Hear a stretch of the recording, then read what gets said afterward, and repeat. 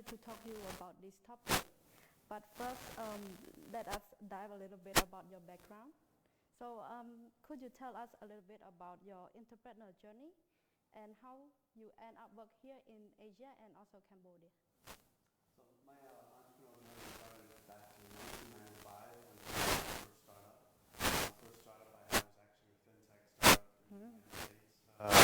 Before the word fintech was coined, and so that was the first taste of entrepreneurship, and so I learned a lot. I learned most importantly, I learned that I was entrepreneur at heart.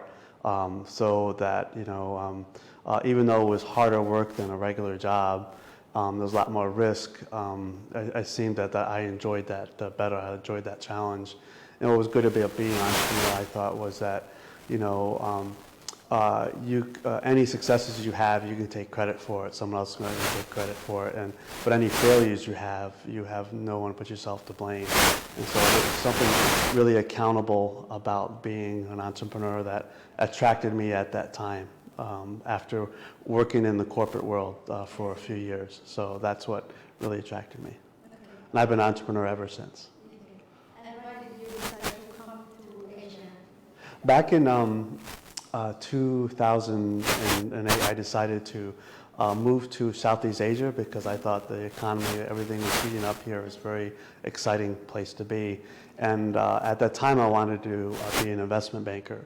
So I was actually heading on my way to Singapore to look for investment banking jobs. And on the way, I visited a friend in Vietnam for a few weeks, and then I stopped by in Bangkok, Thailand to visit another friend. And there, I never made it to Singapore. I went to Thailand. I saw an entrepreneurial opportunity, very similar to extend my second startup in America, which was in the digital media space. And I saw an opportunity in Thailand. So I never made it to Singapore, which is fortuitous because at the time, there was a financial crisis and everything. So I wouldn't have been able to find an investment banking job in Singapore. So it was very fortuitous to me. I decided to stay in Bangkok and pursue that opportunity. And at that time, this was the beginning of the Thai startup community. So I was from the very beginning part of the community building process at the time. So my friend and many others were part of the community building process. And I was there in Thailand as a community builder up to 2019, through the end of 2019. And by that point, the startup community in Thailand had matured. Many of my friends have left Thailand and come to Cambodia, and they're telling me, "Oh, Dave, you need to come to Cambodia. There's a new startup community there." So I thought it would be really exciting to be back in the early days of a new startup community and the excitement that I felt during those early days in Thailand. So I made the fortuitous decision to move here at the beginning of 2020, a few months before COVID really hit. So I'm in a new country, only knew a few people and looking for a job, and then I did this during COVID. But I was very fortunate to come here and be able to find a job before I had to go back to the States. Okay, so thank you so much for telling us such a exciting journey about your career. So move on, can you explain what is the definition of startup? And usually there is a misconception between startup and SME. Mm-hmm. So can you explain us about the difference between these? Yeah, so there's many definitions of startups out there. I think by far the best one that really explains it the best is Stephen Blank's definition, where he says a startup is an organization a temporary organization in search of a repeatable and scalable business model. And so there's 4 key words in there that I think people can focus on that really gives an essence of what a startup is. The first one's temporary. So temporary, you can equate that as exit. Okay, so a startup has an exit opportunity. That means it's not a traditional business that is launched and says, well, we want to be successful for the next 100 years or infinity. It is set up to be temporary. That means at some point they will for the founders and any future shareholders. So that's the first key word in that definition that people should watch. The second one is search. So this is really important, and this kind of like goes into the lean methodology. So search is that most businesses, they kind of know what they can identify rather easily what the market they're going into, and they make a list of assumptions.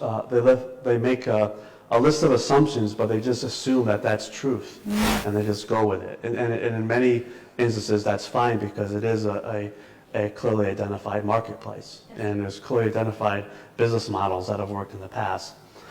Search is really important because for startups, you make assumptions, you make initial assumptions at the beginning, and then you have to test each one. You don't take it as fact. So this is where a lot of times people graduate from like MBAs. In the MBAs, in the business schools, you're taught, okay, do this extensive market research at the beginning before you launch your business.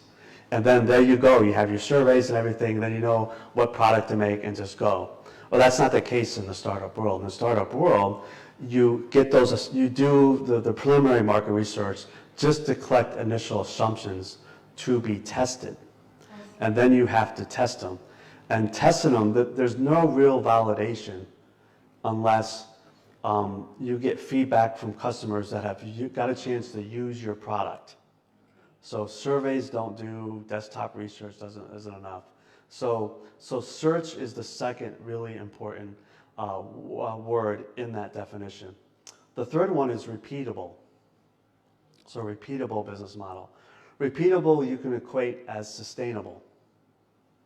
Okay, so it's a model that, this is where when you look at definition of a startup, one of the metrics is, okay, you have at least 80% of your revenue is recurring revenue. So recurring revenue is once you get a customer, then you get revenue that repeats. Let's say a subscription plan is one, a subscription plan where they pay you on a monthly basis, you know. So you don't have to continue the business, you don't have to get more customers, you know. Whereas the opposite is non-recurring revenue, where you have to, if you want to continue growing your revenue, you have to keep on getting more customers, okay? And so that's repeatable, that's what's sustainable. So for startups, you really focus on business models that have, you know, has recurring revenue. Recurring revenue could be transaction fees if you have a marketplace. It could be, you might have some non-recurring revenue where you're a software company, you get some money up front because you develop something for a customer, but then you have annual maintenance fees or something that always comes in, you know. So recurring revenue is where you, if you have at least 80% of your revenue is recurring revenue, that's kind of like another definition of being a startup. And so that's really important. And then the fourth one, a really important keyword in that definition, is scalability. So scalability, it takes sustainability one step further, in that scalable means it equates as exponential growth. So, you know, if you are a traditional business and you just give a return on capital for your investors, not return on investment, you can grow 5-10% a year and people will be happy. In fact, they're more worried about margins. You know, you can grow, you can have zero growth, but if you increase your profit margins from 20-25%, everybody happy. For startups, growth is more important than margins. You know, there's a lot of startups out there that are worth billions of dollars. They are not even profitable yet. So it's growth. So a key metric for a lot of startups is MRR, monthly recurring revenue. Okay, you know, if you have double-digit monthly recurring revenue, that means your revenue increases by at least 10% every month. Okay, and you do it for a sustainable point of time. Investors are interested, and that's a scale. You're showing that you're a scalable business model. So think about it when you look at a chart. Okay, to show that you're financially sustainable, you know, which is something that maybe C-level investors would want or see. your growth should be like this. It should be steadily going up, okay? But if you want to get Series A investors, you have to show scalability. So they want to see that hockey stick growth. They want to see things just taking off. And so another part of scalability is in your cost structure. So if you think about it, if you can categorize costs in 3 different ways. The cost of acquiring the customer, and that's an important metric called customer acquisition costs. The second part is implementation costs. So that's how much it costs to onboard a customer. Maybe you have to do some integration work. Maybe they have to do certain things. You have to process their application for something. And then the third thing is incremental costs. This is the cost that you have. Once you get them on as a paid client, a paid customer, this is what you have to pay to support them. Maybe there's some maintenance. You have some customer support. You need a customer support staff to support your customers. Okay, that's an incremental cost. And so what you want to make sure is that those 3 costs is something that you want to automate as much as possible to keep those costs down. So it's not just about the cost, it's also about onboarding. You want to make the process simple as possible. So for startups, it's all about a simple onboarding, low cost, simple onboarding, and keeping your incremental costs low. And of course, when it comes to customer acquisition costs, you want to, if you automate it, so if somebody can just go to your website and hit a subscription button, that's pretty scalable. But if you need to get a customer where it takes you 3 months lead time to make them a paid customer, and then you have to spend another 2 months, you have to have your dev team work with your customer for 2 months to integrate them, get them on your platform, then you need a full-time customer support team to support that. That's not really scalable. And this goes into your second question. So what's the difference between SME and a startup? So, and this is a really important question because people get those confused. So a startup is an SME, but not all SMEs are startups, okay? So an SME includes those traditional businesses that aren't exactly scalable or repeatable or not looking for an exit strategy. Don't have an exit strategy, not looking for an exit. Okay, so for me, really the most important thing is the exit, okay? Because the exit strategy, if somebody has an exit strategy at the beginning, that means that, to me, that's a startup, and because they know to have an exit, you have to have exponential growth to get exponential returns. If an investor wants 10%, 15% return on capital, why would they invest in a startup? It's too much risky. There's too much risk. They'll get those returns investing in a publicly traded company with much less risk. So this is the big difference. So now you could have traditional SMEs that don't have an exit strategy that might have a scalable business model, might be financially sustainable. Hopefully most of them are financially sustainable, but really I think that really is the core of the exit. So for traditional SMEs, you're looking at return on capital. Startups, you're looking at return on investment. Okay, so and this has a big effect on how you structure your company, your business model you take, what kind of funding sources you get. So for a traditional SME, it's okay to take on debt. As long as your capital is low in relation to the margins you're getting in your cash flow and you can service the debt, that's okay. For startups, especially at the early stages, you never want to take on debt because debt, makes you basically insolvent from day one. But also debt, people understand that debt is senior to any equity class. So it's very hard to raise equity funds after you take on debt. And I learned this at the beginning when I first came to Thailand. My friend, he did the back end for a big startup company in America, and I did the fundraising for them. And I was successfully able to secure $10 million of funding for this startup in Singapore. I mean, had just great proprietary IP, and the founders are actually very famous in America, very successful, very skilled. But their first investors was a group of debt. They take the debt, maybe $500,000, and they basically held hostage. I was doing spending more time trying to negotiate with the debt holders so I can get the equity holders on board. And it ultimately failed, and the company ultimately disappeared, which was a shame. It had a huge upside. And so I learned early on that that's just not a good thing for startups to take on debt. Now there's a hybrid type of debt called convertible debt. And actually where I work at, currently at Mekong Strategic Partners, we use what we call a safe note. So a safe note is kind of like, okay, it becomes a debt instrument at the beginning, but there's some kind of automatic conversion. So it's not going to be an impediment to future fundraisers. So that has that mechanism. What's good about convertible debt too is that the hardest thing for investors and founders to agree on at the beginning is what's the valuation of the company, what's the price they should get it in. And what's good about safe notes is it kind of, you only have to agree on a kind of like a range, a floor and a cap, basically, and then you can move on from there. So that usually doesn't hold up the process too much. So, for me, if you're going to take on debt, make sure there's automatic conversion, so it's not going to impede you from getting from doing future equity raises. To sum up your quote, startup is and it can be an SME, but SME is not a startup. Yes. So startups are SMEs, but not all SMEs are startups. You can say that as well. Maybe we have to talk a little bit because of your background. Okay.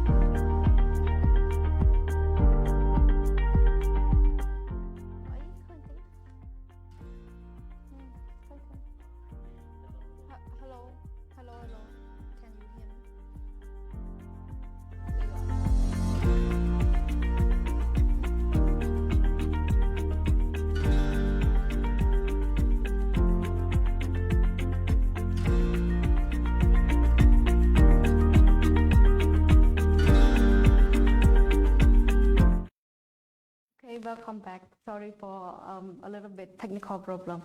So, Mr. David, I will continue our question. Okay, this is a new question.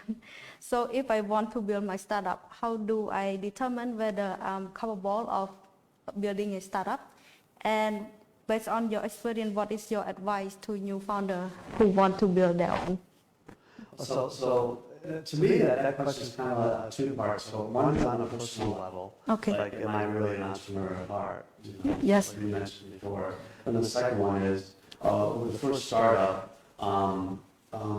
is there something that I know? One is, do I see a challenge out there, a market challenge that I know maybe a good problem solution fit? And am I, or the team I'm going to build, is uniquely qualified to execute on that. So those are two things you want to think of. But usually you want to take care of the first, you want to answer the first question first. So people always talk about internships and how great it is, maybe after you graduate from university, join a big company and do an internship. And those have, that's really good. Internships are highly recommended. But I think also you can look at the opportunity maybe becoming, if you think you're an entrepreneur, if you want to be an entrepreneur, you should try to see if you can get an internship at an actual startup, because you'll learn that the work environments between a startup and a corporate is so different. And so, where things might take months to develop in a corporation, it's weeks. And weeks in a corporation is days in the startup. Everything is it's much more fast-paced. But there's a lot more risk. It could be a lot more stress. You want to expose yourself to the environment just to see if you're up for it. So basically, is to trigger what I call an epiphany, entrepreneurial. You have an epiphany. So Steve Blanco, we mentioned before the definition. He wrote a famous book on the 7 steps to epiphany for startups. And I think when I started my entrepreneurial journey, not thinking that I was an entrepreneur, I never thought about doing anything entrepreneurial, but the opportunity came up, and I said, okay, I'm going to try it out. And after trying out, I got the epiphany. So, I'm an entrepreneur at heart. It's that realization, okay, I'm an entrepreneur at heart.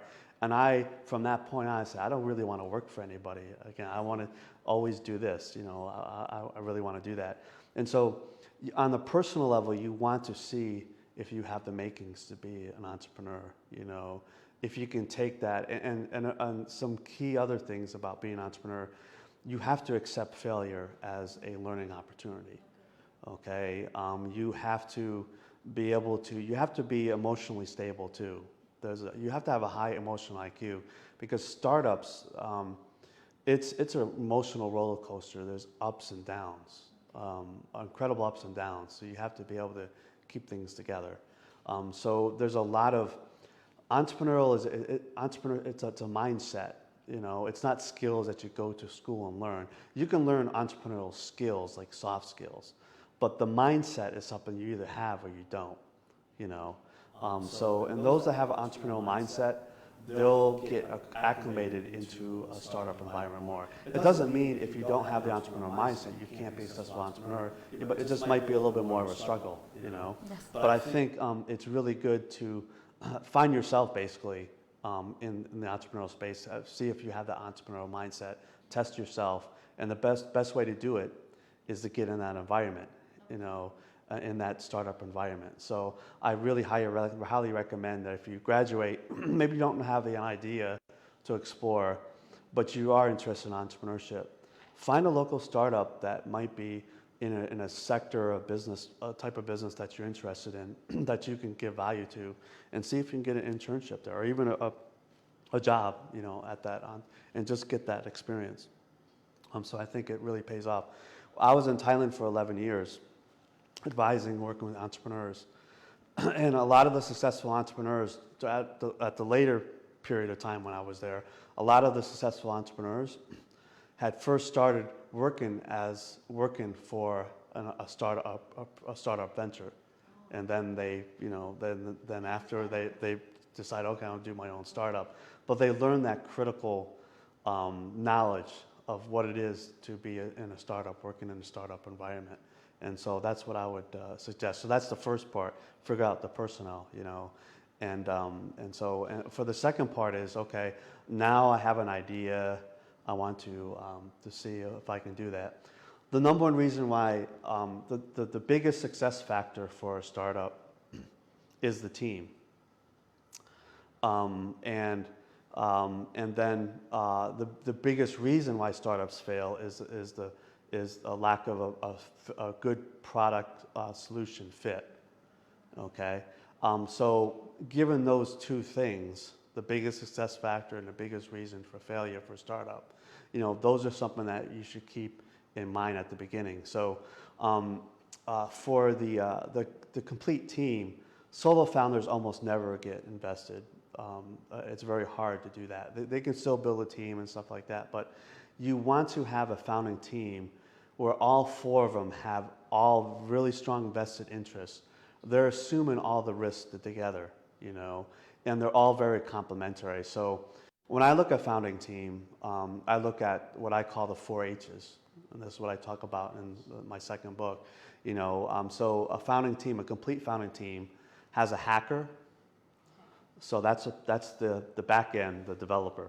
The next H is a hipster. So that's the person, the UI, UX person. So those are your 2 tech founders, hacker and hipster. Then you have 2 business founders. So you have hustler, that's the business dev person, the marketing person, that's the person that has really knowledge of the industry that you're targeting and understanding of the customer base that you're targeting. And then a haggler, someone like me, a finance guy, you know, who's going to come up with the correct business, the optimal business model for that business. Is going to tell the development team, okay, this is financially feasible, this is not, come up with the right pricing, you know, things like that. I'll meet all 4 teams. So when I was in Thailand, I was very active in raising funds for a lot of the startups. That's what I did for most of those 11 years there. And I will first look at the team. And if the team didn't have the 4 H's, sometimes I say, okay, come back when you have that. And sometimes all they had to do, maybe get an advisor that could fill in the gap, because it's not often that you can get all 4 H's right at the beginning of a startup team. You know, sometimes you have to fill those gaps with maybe a board advisor or something. But, you know, as soon as you can, especially even in your first institutional funding round, you should make sure in your use of funds that you hiring those founders, you have that complete founding team. That can move the company forward, because you really need all 4. And so that's the success factor, number one success factor. And then as far as the failure, the product solution fit, this is where lean and agile processes come in place. So one of the things that, you know, I'm hoping there'll be a drastic improvement in Cambodia is, if you go outside Cambodia, no matter where you go, a majority of startups are lean and agile shops. You know, there was few startups I knew in 11 years I was in Thailand that weren't practicing lean and agile. You know, here there's very few startups that are practicing lean and agile. And as a pitch judge for countless events here, I see really good teams. I see good products. I see some have good business model. Never really put it together in one. But the thing is that none of them use lean agile, so they spend most of their time trying to find a product solution fit, and usually they kind of fail, you know. So that lean and agile process, the lean process, you know, where you have those initial set of assumptions and you're testing them. You're not just saying, okay, I did desktop research, this is what it is, I developed a product, I sent out a finished product. No, you test your assumptions, you use that to build a minimum viable product. That gives a minimum viable product gives just enough value to a user so that they're encouraged to use it, and then you're going to give it to early adopters so they'll give you feedback, so there's a feedback loop, so we keep on improving the product. Because remember, the only real validation you get is feedback from customers that are actually using your product. Okay. So this is part of the lean process. This is how you get a lean startup has a much better chance to find a product solution fit. The chance of finding that fit, but also in a faster manner as well. you know, and in startup world, speed is everything, you know. It's moving at lightning speed. You have to move, yeah. So that's critical. Okay. So thank you. So we mentioned about what is startup And the fail and success of startup. So next, I want to talk about startup ecosystem. Can you tell us a little bit, like, what is startup ecosystem and why is it very important to startup grow? So a startup ecosystem is a set of stakeholders that are there, have a role, some kind of role to support local startups. So people sometimes confuse it with innovation ecosystem, where you talk about stakeholders and money are the same, but you know, stakeholders about creating innovation within within the sector. So that could include R&D, public R&D, or corporate R&D, or you know, things like this. You know, then you have tech ecosystem, like the tech infrastructure and all things like that. It's a startup ecosystem is stakeholders where they have a role in supporting the development of startups. You know, and so there's and in my last book I wrote, Building Startup Ecosystems, I talk about the 7 different the major startup ecosystem players, the stakeholders, and I argue in my book that there's that each one have different roles to play, and so and most of the startup in that 3rd book I introduced what I call the vibrancy rating, where it's a methodology to measure the progress of development of the startup ecosystem. And it's the first book out there that's actually a qualitative methodology to do this. Yes. All the other books out there before, the methodologies, is quantitative. They use metrics. You know, they say, well, you know, New York City has a better startup ecosystem than Cambodia because the average seed round is 500,000. It's only 100,000 in Cambodia. And I could never, I'm trying to get people to explain to me, if you have a car that costs 500,000 and the same car there costs 100,000, how this is a better deal. Okay. I'm still racking, but they just focus so much on the numbers, you know. And it's not about also how many inputs you put in. That argument is the more inputs you put in, the more innovation inputs you put in, the more innovation outputs you get. And that's not true, because there's dynamics involved to have a really successful startup ecosystem. So what happens is that you have all these, this misleads a lot of governments in thinking, oh, we just pour more money into this and we'll get better results, and that's not always the case. So this is, you know, and they risk really the points of stakeholder collaboration, how important that is, you know, more of this qualitative stuff. So I decided to write a book that is, you know, just the experience of being a startup, being a community builder in a startup ecosystem where I was there from ground zero from the beginning and seeing it develop into close to a vibrant. So what I did was I introduced what I call the vibrancy rating, where I defined 5 different stages of development for a startup ecosystem. And I also found out that those 7 stakeholders, you know, entrepreneurs, investors, tech media, governments, universities, you know, startup support organizations like incubators, accelerators, they all have their own unique roles. They bring in certain things, and you don't want them to step on each other's foot. But also, they have their distinct roles. However, their roles for each stakeholder, their role changes as we get into progressive stages of development. So I created a methodology where I go through the 5 stages and I say, okay, for each of the 7 stakeholders, this is their optimal role in each of these stages. And so my book is not for academics in Switzerland or New York or London to compare ecosystems. My book is to give a framework for local stakeholders to come together and say, first, let's determine what stage we're in. And then, okay, given that what stage we're in, what's each of our optimal roles? And then the goal is, how do we get to the next stage when more resources will be involved? So a lot of times people make a mistake is, okay, we're at ground zero, no startup community, and we want to become Silicon Valley. Then they try to plot out all the resources they need and what they need to do to get to the end. It needs to be iterative, just like all startups do, you know, where you just get to the next stage. You know, when you raise funds as a startup, you raise funds. You don't want to raise too much funds, and you don't want to raise too little. You just want to raise enough to get to the next funding round. You know, very similar to startups. So I'm applying lean methodology and agile methodology into this vibrancy rating to get this and look at it more qualitative. So for me, there's 3 resources that a startup needs. And in the second book, I talk about this. When I talk about bootstrapping strategies for tech startups, I say, how do you get these 3 resources on the cheap where you don't have to raise money for it? And so the 3 resources are, there's relational resources, knowledge-based resources, and financial resources. So in the second book, this is particularly for startups, how do you get those 3 resources without raising money? The reason why I wrote the second book when I was in Thailand was I get all these startup founders come to me and say they're really excited. Say, Dave, we just raised this much money in this funding round, and I'm excited. I'm excited for them too. I know how hard it is to raise money, but that's not the end. You know, now you have responsibility. Now you have shareholders. By the way, you just diluted yourself, and you just give away some decision-making control.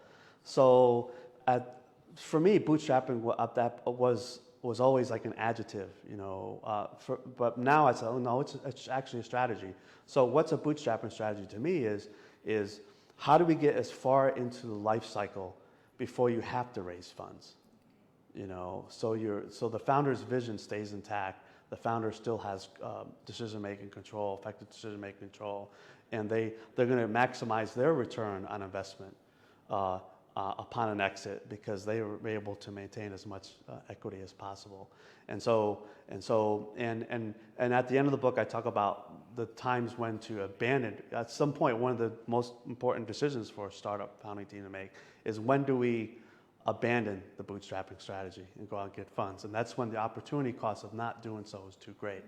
And so I talk about that. So the second book, I took those 3 resources that a startup needs, and I said, you know what? To measure the value, the effectiveness of the startup ecosystem, how is the ecosystem providing those 3 resources to startups? How accessible are those resources? Does it meet law and supply demand? So it doesn't matter. You know, one startup ecosystem could have far more inputs, far more accessibility to resources for startups than another ecosystem. However, this ecosystem might only have 100 startups, so this one has 1,000. You know, so it could be scarce for that bigger startup ecosystem, or it's not for this. So it's a supply and demand thing is the way I look at it too. And so I just try to get it more of a qualitative thing. So all 3 of these books actually I wrote I call the Finance for Geeks series, you know, because they're all connected. So the first book, Startup Guide for Technopreneur, is just my mentoring advice to startups, and I show how to financially plan and fundraise for startups. And then when I did the bootstrapping book, I said, okay, I use the same conceptual tools I introduced in the first book to come up with a bootstrapping plan. And you can tell how successful a bootstrapping plan is by superimposing it on the financial plan that I taught how to create in the first book. And then the second book, of course, I use those building blocks to determine what's the optimal startup ecosystem, what is it doing, how's it providing those resources. So all these 3 books are actually connected.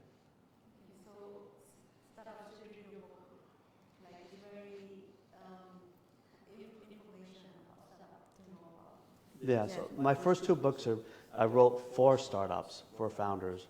The third book is for every stakeholder, because whether you're government, whether you're university. But the third book is about helping stakeholders within the ecosystem support startups. Okay. So now you know what startups need, Yes. you know what startups are looking for, you know, and you know they want to get them in the most cost-effective manner. Okay, here you go. And now, as stakeholders, it's your mission, your role is to how can we work together? How can we collaborate to make sure that we're giving all the startups they need? You know, and sometimes it's not giving resources. Sometimes it's just getting out of the way. You know, I mean, the most important role for a government is just to make a conducive environment for all the stakeholders to operate, whether it's investors, entrepreneurs. You don't need money. You know, really, the investor role is they're the ones best positioned to determine which startup is investment grade or not. When other stakeholders start making that decision, that's when it gets kind of it gets dysfunctional, So everybody has an optimal role to play, and the whole point of this book, that third book, is to create a framework so stakeholders can get together. I'm not interested in comparing apples with oranges.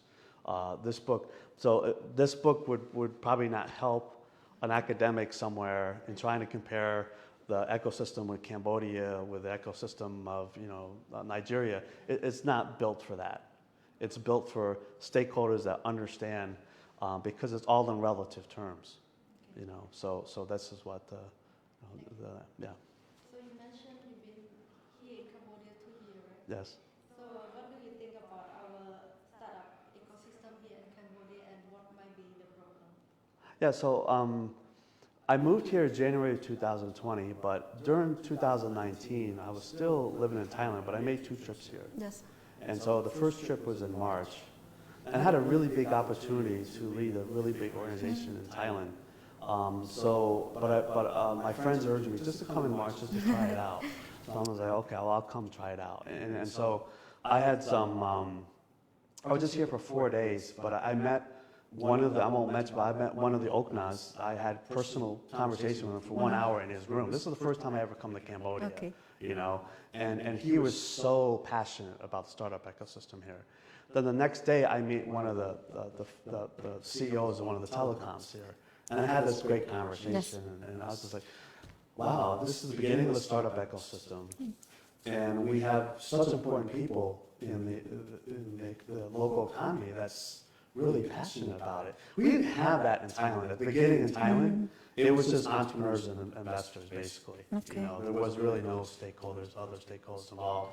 And so I'm like, so that was like, this is really interesting. Wow, they're talking about with such passion.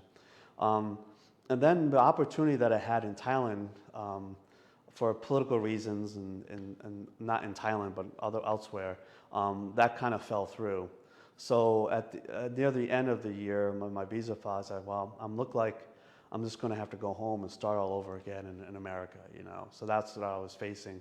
And then fortuitously, in October of 2019, I was invited to speak at a SeedStars event at ITC. Okay. So I was like, well, nothing to lose. I'll come back, I'll come back.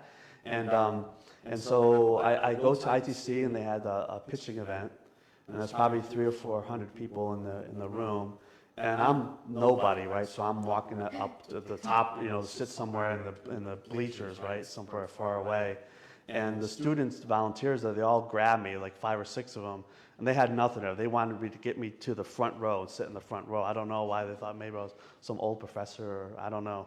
But they grabbed me, and they set me right next to Matthew Tippett, who is the founder of Click, and so that started a great conversation there. And I had a front row seat, see the Secretary of State for the Ministry of Telecom and Communications up there with these young, university students.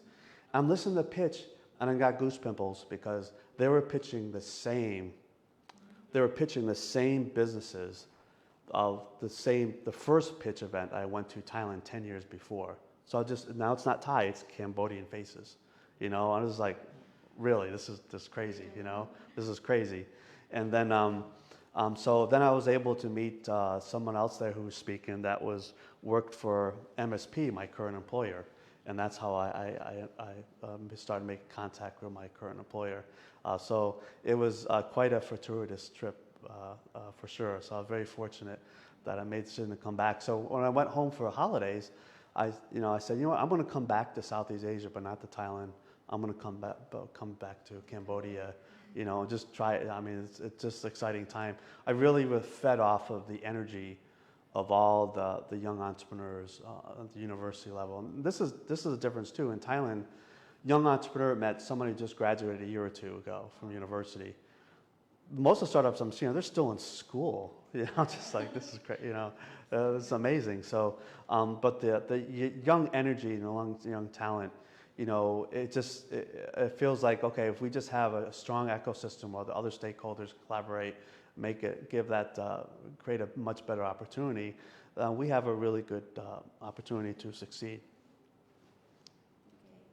So since it's almost time, I have one question, last question.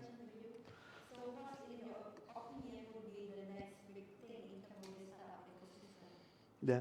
So when I first got here, most of these startups were pre-seed level. And it's still probably a civil majority are probably still pre-seed. And we have, since I've been here 2.5 years, the percentage of startups are getting more seed, and we got a few more that are Series A. When I was in Thailand, I could predict how many Series A rounds would be next year, or how many Series B rounds, just because I knew, because I did an annual startup funding report for 6 years. Every year I would submit an annual report, list all the all the VC funding transactions, who were the investors, what were the rounds and stuff like that, how big they were, if I could disclose it, and things like, and I listed all those. And so I could actually predict, I said, well, we had this many seed rounds this year, we're going to probably have this many seed A, Series A next year and stuff like that. So I'm seeing here, the trajectory is, I think we're going to have many more seed rounds next year, at least seed level startups, investment grade startups next year. And then, a few years from now, those are going to be Series A. So we are making progress on this front. But right now there's a funding gap. So the funding gap is between 50,000 and 100,000. That's between pre-seed and seed. So right now, pre-seed, usually friends, families, and fools is what we call it, and invest in that, and startups can put up their own money. Or you have, institutions like Kima Enterprise are doing grants. You have NGOs giving 20,000 or 10,000, 20,000 to this. So there's actually plenty of pre-seed here, which we didn't have in Thailand. Comparing the two, we didn't have pre-seed in Thailand, and we have seed level institutions, just like who I work for. So these are ticket sizes 100,000 and up. So there's several there, but we require a certain level of traction before we invest in a startup. So the idea is not enough. We need to see some traction. And so there's a gap of 50 to 100K where you get startups that get the pre-seed, develop it, maybe they have a minimum viable product, maybe they test it a little bit, but to get to the next hump, the commercial launch, or get to where they can build enough traction, to attract seed level institutional investors, that is a gap that's usually filled by angel investors and crowdfunding platforms. We currently don't have any crowdfunding platforms here. And for equity crowdfunding platforms, that might take a while because it takes a few years. I was actually involved in drafting the equity crowdfunding laws in Thailand. We were actually the first country, even before Singapore, to have crowdfunding regulations in Thailand. The problem is it took 2 or 3 years before we can actually allow crowdfunding platforms that already existed to operate, because we had a problem with escrow accounts. So we didn't have that in the Thai law. So that kind of held it back, even though we did the hard lifting of getting the crowdfunding ready. So here, equity crowdfunding has to be under securities regulations. So this is something that for the startup ecosystem to get equity crowdfunding, you would need to go work closely and work with the Securities Exchange Commission here, and work closely with the banks and things like that. But there's 2 types of crowdfunding that really works good for social impact that I think that I urged about a month ago at a Give a Day event. I talked about this. This is mostly NGOs in the room. I said we should really push for donation and reward-based crowdfunding, because all you really need from the government is really guidelines for that. Those are donations. So for social impact ventures who are not for profit, you can have a donation crowdfunding campaign where, if you have a platform where you can ask for donations to support a particular cause. Or you can have what's called rewards-based, where it's similar donation-based, where the pledgers donate, they're given donated money, they don't accept anything in return. However, the rewards-based, they get some kind of reward. So it could be a corporate sponsor giving a discount or something, or it could be that startup saying, okay, we're going to give you the first version of our product or something. And so those require less regulatory scrutiny than the others. So they can conceivably, be launched sooner and get that going, because that would help the social impact portion of the startup ecosystem. Here also there is a lot of angel investors. Actually, beginning startup community here is much more so than we had in Thailand. However, the problem is that the funding terms have been really difficult. So a rule of thumb is a startup should never give up more than 20 or 25% equity interest in any given funding round. And so I'm getting a lot of startups here that say, yeah, we got an angel investor. Okay, let me look at your cap structure, and say, okay, they invested $20,000 and own 50% of their company. I'm like, well, why am I talking to you? And they said, what are you talking about? You don't even own your own company, and you're not going to get any money. I would advise you to start. I mean, you're just not going to go anywhere, because there's not enough incentive for the founders. Okay. So there's sometimes you can do, as a stakeholder, you can do more harm than good, and so this is something that when we talk about a learning curve for in every new startup ecosystem, every stakeholder has to go through a learning curve. It's not just the entrepreneurs. Everybody has to go through a learning curve. Now, accelerating on that learning curve is a lot easier if you have collaboration. And so I'm involved. We're trying to set up a lot of now like informal groups between different types of stakeholders to try to have that communication, to try to help each other, so we can get through it.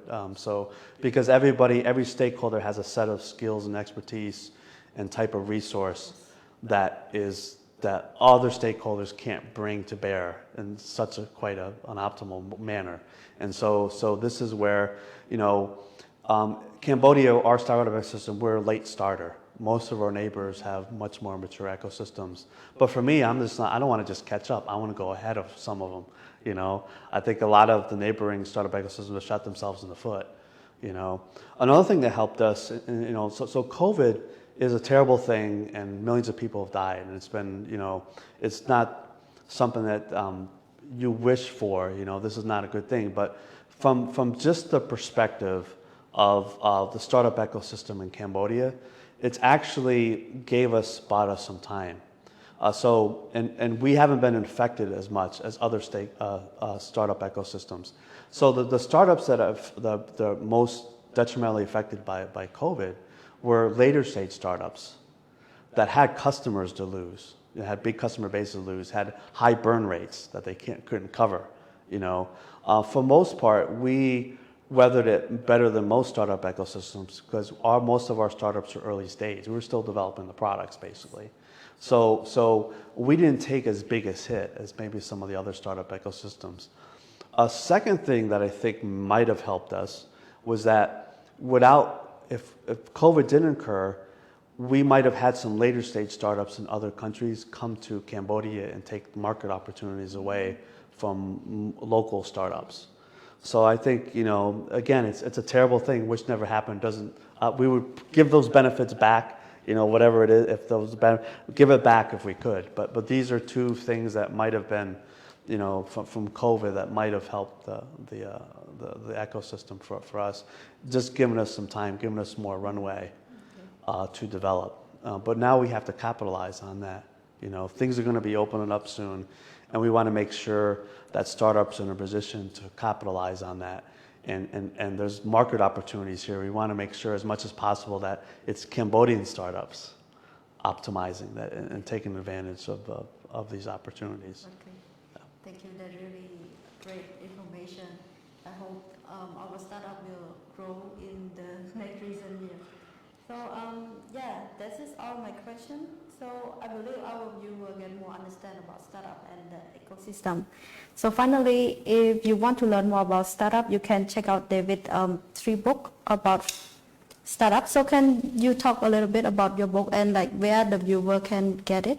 Okay. Well, I have an Amazon page that people can get the book. I don't have any more physical copies to sell here in Cambodia, but I have. If you go to my Amazon page, you can get soft cover, hardcover, or ebook. So I highly recommend the ebook. And if anybody purchases books on the Amazon page, please leave a review. Leave a review for that. But just to go through just the first the books. So the first book I wrote This was published in 2013, Startup Guide for the Technopreneur. This is not a research book. I have one citation in this entire book. So this was me, this was during Songkran, okay, one of my first Songkrans in Thailand. It's a Thai New Year, right? And so I was with my friend in Royat, a rural city, a rural province in Thailand, and the place had no electricity. So, and during the day, there's not so much to do, so I just sat there and just started writing. I wasn't even thinking about writing a book. I just started writing an outline of some of the, I took a lot of notes from my mentoring up to that point, you know, and then lessons I've learned myself of being an entrepreneur. And I put it in, and it just ended up looking like an outline. One night I just looked at it, I said, this looks like an outline for the book. And I always wanted to write a book. I always wanted to be an author. Because my background's a liberal arts background, history, political science, international. So I always thought I want to write a book with something like that. Never thought this would be about technology. So I ended up looking at it. So one night I was like, okay, this is like a book outline. I was like, okay, let me start writing it. So I said, okay, we're going to start writing it. And so this book is just my mentoring. So I use conceptual tools when I advise startups. And I'm just sharing these conceptual tools so people can use them themselves. And this book is about, it covers a lot of high levels for startups. So I talk about, so everybody knows what corporate governance is, but I think there's a startup governance, area of startup governance that people don't talk about, you know. So I wrote a chapter about startup governance. Most of the book is just practical startup advice that I personally give to startups that, you know, there's a lot of advice I gave that doesn't work and a lot of advice that works. So I just put in the book the stuff that works. And I just put it together. And this is my first book, so I have no clue how to do the publication and stuff like that. So I remember, okay, now I have this completed manuscript, what do I do? And there's a big book retailer in Thailand called Asia Books. So I said, I'm just going to go to headquarters, knock on the door, talk to somebody there. So what do we do with this? Because I noticed that Asia Books was a publisher when I went to their retail stores. Well, I got there, they said, no, we don't publish books anymore. But the lady I talked to said, I have a contact at John Wiley in Singapore. And if I may, can I share the manuscript? And so she shared the manuscript with him, and he liked it. And from there, I had several trips to Singapore, and they decided after a while, well, they actually decided that they weren't going to publish the book because they didn't know much about startups. But then there was Brad Feld, who's a famous advisor, startup advisor, an entrepreneur in America. They published a book of his in America that was a bestseller. So they decided, they come back and say, actually, Dave, maybe the startup thing might be of interest to some people. So they decided to publish the book. So I was very fortunate. The first book was a major publisher to publish the book. And so, so did this come out in 2013? The second book came out in 2015, Bootstrapping Strategy. So the cover, when I talk about the bootstrapping strategy, I talk about major bootstraps and minor bootstraps.